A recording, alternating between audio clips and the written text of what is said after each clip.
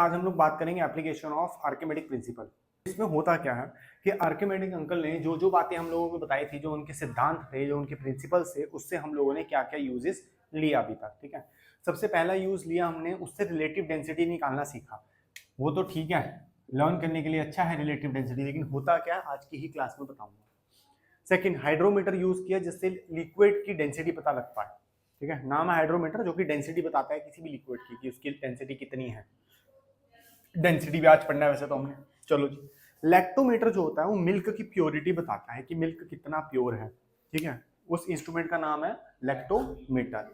तो ठीक है जी, अगला जो इन्होंने बात बताई वो इतनी इंपॉर्टेंट थी और इतनी मजेदार थी, उसकी वजह से शिप्स ये सब बहुत बने। ठीक है, जैसे आर्किमेडिस जो अंकल थे वो किसी राजा के अंडर थे। ठीक है, साइंटिस्ट थे, उनको राजा अंकल जो थे, राजा जी थे, फंड करते थे, ले बेटा पैसे कर एक्सपेरिमेंट।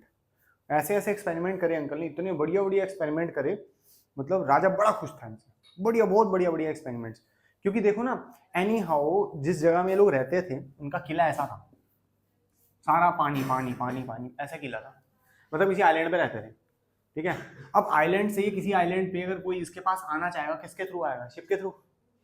और अंकल को शिप के सारे एप्लीकेशन पता थे, अगर कहीं जाना है तो कैसे जाएगा? शिप के थ्रू। तो शिप अंकल ने तो बताया किस तरीके से बढ़िया बनेगा। इससे भी बढ़िया सबमरीन कैसे वर्क करेगी। और छोड़, लोग ऊपर से आ रहे हैं, हम नीचे से उनको खत्म कर रहे हैं, उनको पता भी नहीं, उनके नीचे बम लगा दिया हमने।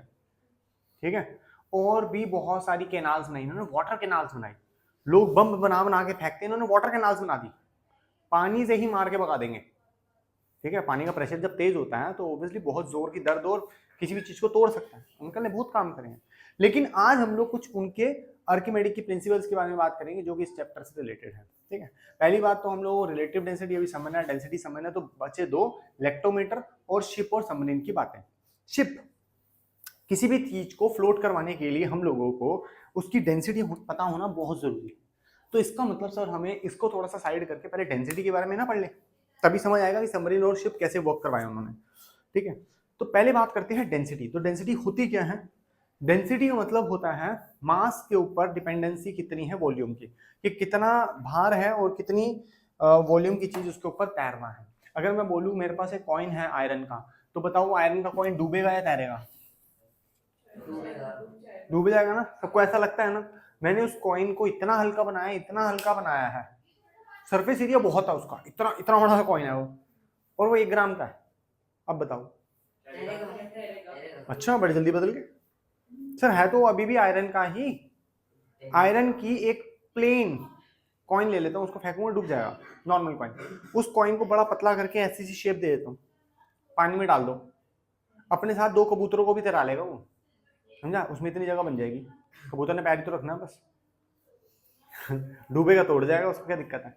तो कहने का मतलब ये है कि हम लोग किसके ऊपर डिपेंड कर रहे हैं? डेंसिटी पे। तो डेंसिटी क्या होती है? डेंसिटी की डेफिनेशन उसके फॉर्मूला से रिलेटेड है, मास अपॉन वॉल्यूम। कितनी भारी चीज है, कितना वॉल्यूम है। अगर ध्यान से समझो, मेरे पास एक कॉइन है 2 ग्राम ऑफ कॉइन, एक लीफ है 2 ग्राम की, बताओ कौन तैरेगा कौन डूब जाएगा? लीफ तैरेगी और ये कॉइन डूब जाएगा। क्यों सर? आपने देखा इसका वॉल्यूम, इसका वॉल्यूम ज्यादा तो यानी हाउ नहीं डूबेगा। ठीक है, इसका वॉल्यूम बहुत कम है तो पक्की बात है डूबेगा ही डूबेगा। क्लियर है? अभी आपने डेंसिटी निकाला तक नहीं, बस देख के बता रहे ये तैर जाएगा ये डूब जाएगा। आई बात समझ? अगर इसकी डेंसिटी हम इन केस निकाल दूं, 1-2 डेंसिटी तुम्हें निकाल के दिखा दूं, ठीक है, अभी आपने इसमें समझा कैसे था कि डूबेगा तैरेगा? ध्यान से देखो, मास केसेस दोनों के लिए सेम है 2 ग्राम 2 ग्राम। तो आपने देखा जिसका वॉल्यूम ज्यादा है उसकी डेंसिटी है कम, और जिसकी डेंसिटी कम होती है वो चीज फ्लोट करती है। आपने क्या समझा इससे? खुद ही बोला ना, मैंने तो आंसर नहीं बोला। आपने बोला लीफ तैरेगी वो डूबेगा, कैसे बोला? समझो उसको कि वॉल्यूम जिस चीज का ज्यादा होगा वो चीज की डेंसिटी कम होगी, जब डेंसिटी कम होगी तो वो तैरेगा या डूबेगा? फ्लोट करेगा। सर डेंसिटी कितनी कम? 0, 0.5, 1, 2, 3, 500, कितनी? जिसकी डेंसिटी 1 ग्राम पर सेंटीमीटर क्यूब से कम है वो फ्लोट करेगी, वो चीज फ्लोट करेगी, तैरेगी। जिसकी डेंसिटी इससे ज्यादा है वो डूब जाएगी।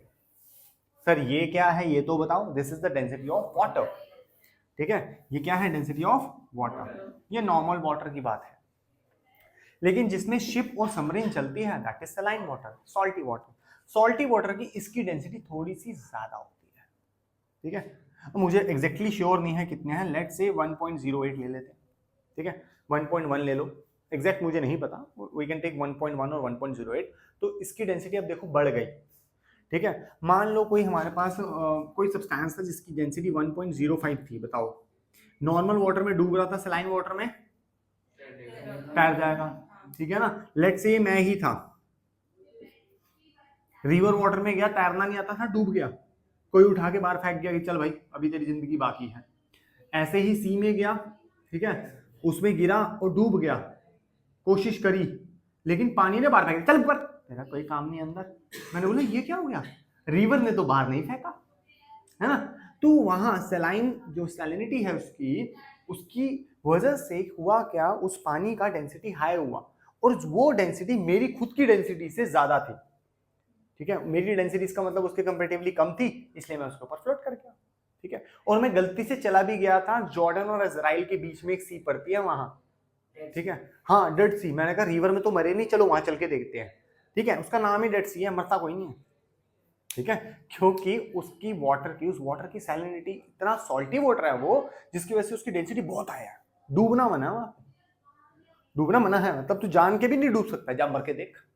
वो गया डूबा, पानी ने फट करके ऊपर फेंका, चलो बाहर, लहरें आई बाहर फेंक दिया, ठीक है।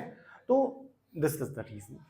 आपके बुक में एक डायग्राम बना हुआ है, अंकल न्यूज़पेपर, गीला न्यूज़पेपर लेके पढ़ रहे हैं, सी में आराम से लेट के, कोई नीचे कोई ट्यूब नहीं है, कोई कुछ नहीं, आराम से लेटे हुए, कोई टेंशन नहीं है उनकी। हिम्मत है तो डूब के दिखाओ, और अंकल बिल्कुल भी नहीं डूब पा रहे, ठीक है। तो ये क्या था हमारे पास, एक डेड सी का एग्जांपल था, एकदम लास्ट में होगा if I am not wrong, ठीक है मिला। ये देखो, ये रहे अंकल पानी में आराम करते हुए, एकदम पानी कह रहा बाहर रहा है, अंदर आने की जरूरत ही नहीं है। और क्या लिखा हुआ मैं पढ़ देता हूँ, the dead sea lie between Israel and Jordan, it is the most salty sea. बेटा रुक जा, मैं दिखा रहा हूँ, page number 149, it is the most salty sea, the salty water of dead sea has much a high density exerted such a high upward force. कह रहा जिसकी डेंसिटी हाई होगी उसका अपवर्ड फोर्स भी क्या होगा, हाई होगा, ठीक है। That a person can float in it sitting up and even reading a newspaper in this position. कह रहा उसको कोई दिक्कत नहीं है, आराम से बैठ के न्यूज़पेपर पढ़ ले, चाहे नोवेल ले जाओ अपनी, वाटरप्रूफ होनी चाहिए। It is called Dead Sea because due to its high salt content no living thing can exist in it. इसके बीच में कोई भी लिविंग बीइंग नहीं जा सकता, उसकी सैलिनिटी इतनी ज्यादा है कि किसी भी चीज को ऊपर फेंक देती है वो, ठीक है। तो यहां मरना मना है, लेकिन यहां पे कोई है ही नहीं जिंदा अंदर। सी तो वो होती है ना जिसके अंदर ये है वो है, बड़ी सारी फिशीज आई हैं, अंदर ही कुछ नहीं है, ठीक है। कोई टेंशन नहीं, कोई बोलता ना वो अंदर सांप तो नहीं होगा, चला जा, कुछ नहीं है, खाली पड़ा है, तू भी नहीं जा सकता अंदर। कि कल को मैं बोलूँ मैं स्कूबा जाऊंगा, जैसे जाऊंगा वैसे फट करके बाहर आ जाऊंगा, ठीक है ना। जैसे ही हल्का सा मैं ऐसे टेल दूंगा ऊपर, ठीक है। तो this is how we can float, ठीक है। आपको स्विमिंग पूल में तैरना नहीं आता, स्विमिंग पूल में भर दो नमक, हाँ थोड़ा ज्यादा नमक लगेगा, ट्रक भर के लगेगा, कोई दिक्कत नहीं है, तैरोगे बड़ी मस्त, एकदम बैक फ्लोट करना, सारा दिन पड़े रहना, लेकिन बॉडी खराब होने के चांसेस बढ़ जाएंगे, ठीक है ना। तो ज्यादा परेशान नहीं होना, डेंसिटी का समझ आ गई, क्या कह रहा था वो समझ आई, ठीक है। एक क्वेश्चन करते हैं डेंसिटी के ऊपर, लेकिन उससे पहले थोड़ी सी डेंसिटी, कह रहा डेंसिटी ऑफ लिक्विड को समझाया कितने था, अरे हाइड्रोमीटर ने नहीं समझाया था, आर्किमेडिक प्रिंसिपल ने समझाया था। हाइड्रोमीटर तो डेंसिटी को चेक करता है कि हाई है या लो है, डेंसिटी समझ आई थोड़ी बहुत, ठीक है। इसका एक क्वेश्चन करते हैं, फिर रिलेटिव डेंसिटी समझेंगे, फिर आर्किमेडिक प्रिंसिपल डन। अच्छा ये दोनों नीचे वाले डन हो गए, इनको इरेज कर दें, ठीक है, फिर आगे समझ लेंगे ना। हमारे पास एक क्वेश्चन बेटा, sample problem 1, page number 141। Question कहता है the mass of 2 meter cube of a steel is 15,600 kg, calculate the density. तो डेंसिटी का फॉर्मूला क्या होता है,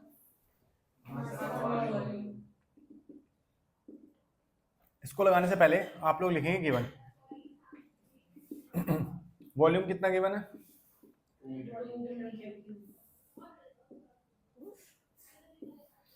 मास कितना गिवन है, आंसर इसको ऐसे यूनिट में चाहिए, इसकी ऐसे यूनिट होती है केजी पर मीटर क्यूब। ठीक है, अब डेंसिटी का फॉर्मूला लगाएंगे, मास अपॉन वॉल्यूम।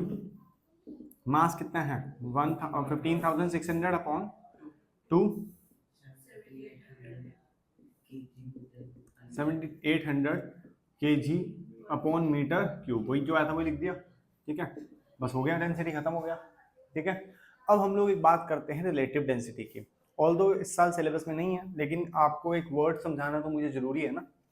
आर्किमेडिक प्रिंसिपल गुस्सा मान जाएगा। ठीक है, तो अब आता है रिलेटिव डेंसिटी। रिलेटिव डेंसिटी मतलब कि रिलेशन। रिलेशन किसका? नॉर्मल डेंसिटी का। ध्यान से देखो, relative density of a substance is equal to density of a substance upon density of water। Relative density हमेशा हम वाटर के रिस्पेक्ट में निकालते हैं। ठीक है, अब इन्होंने एक क्वेश्चन दे रखा है, इस क्वेश्चन के अंदर गिवन क्या है, relative density of silver is 10.08।